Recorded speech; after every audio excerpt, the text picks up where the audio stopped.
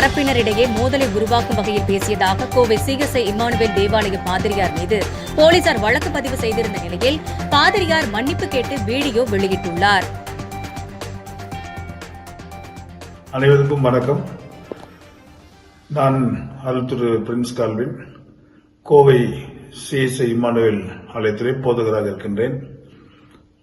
கடந்த 16/6/2024 ஞாயிற்றுக்கிழமை 9 மணிக்கு நடைபெற்ற வழிபாட்டிலே நான் அருளுரையாற்றினேன். அப்பொழுது மூட நம்பிக்கைகளை குறித்தும் கலாச்சார சீரழிவை குறித்தும் பேசுகின்ற பொழுது ஒரு சில வார்த்தைகள் மாட்டு இறைச்சியை பற்றியும் அதுக்குரிய சமூக பார்வைகளை குறித்தும் நான் பேசினேன். அப்பொழுது ஒரு சில வார்த்தைகள் அதில் பதிவாகின்றது.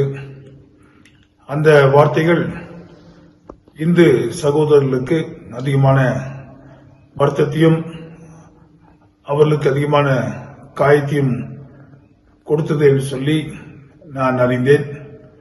அதை குறித்து ஒரு சில இந்து சகோதரர்கள் காவல்துறையிலும் என் மேல் வழக்கு பதிவு செய்திருப்பதை நான் அறிந்திருக்கின்றேன். இந்த நிலையிலே இந்த தன்னிலை விளக்கத்தை நான் கொடுக்க விரும்புகின்றேன். சிறுவயதிலிருந்தே அநேக இந்து சகோதரர்களோடு மிக நெருக்கமான உறவு எனக்குள்ளாக இருக்கிறது. இன்றைக்கும் என்னுடைய நண்பர்கள் அனைவருமா இந்துக்களாக இருக்கின்றார்கள். சமூக நல்லிணக்கத்தோடு நல்ல ஒரு இந்திய குடிமகனாக நான் வாழ்ந்து வருகின்றேன்.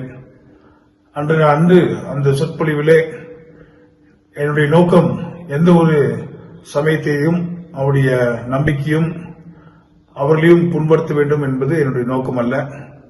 மாறாக மூட நம்பிக்கைகளை குறித்தும் கலாச்சார சீரழிவில் இருக்கிற ஏற்றத்தாழ்வுகள், குறிப்பாக ஜாதிய ஏற்றத்தாழ்வுகளை குறித்து சொல்வதற்காக அந்த மாட்டு இறைச்சி அரசியலை குறித்து நான் பேசினேன்.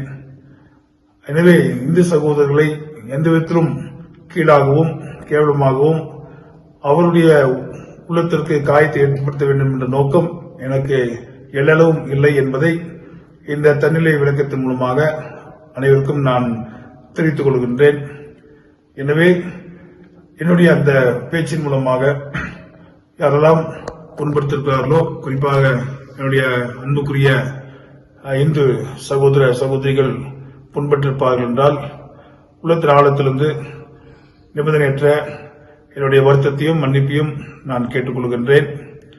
எல்லாரும் ஒன்றாக சமயம், மொழி என்று வேறுபாடு இல்லாமல் ஒன்றாக வாழ வேண்டும் என்ற அந்த நோக்கம் எனக்குள்ளாக இருக்கிறது. எனவே அந்த காரியத்தை நீங்கள் ஏற்றுக்கொண்டு என்னுடைய வருத்தத்தையும் ஏற்றுக்கொண்டு என்னையும் ஏற்றுக்கொள்ளுமாறு மிக அன்போடு கூட உங்கள் அனைவரையும் கேட்டுக்கொள்கின்றேன். வணக்கம்.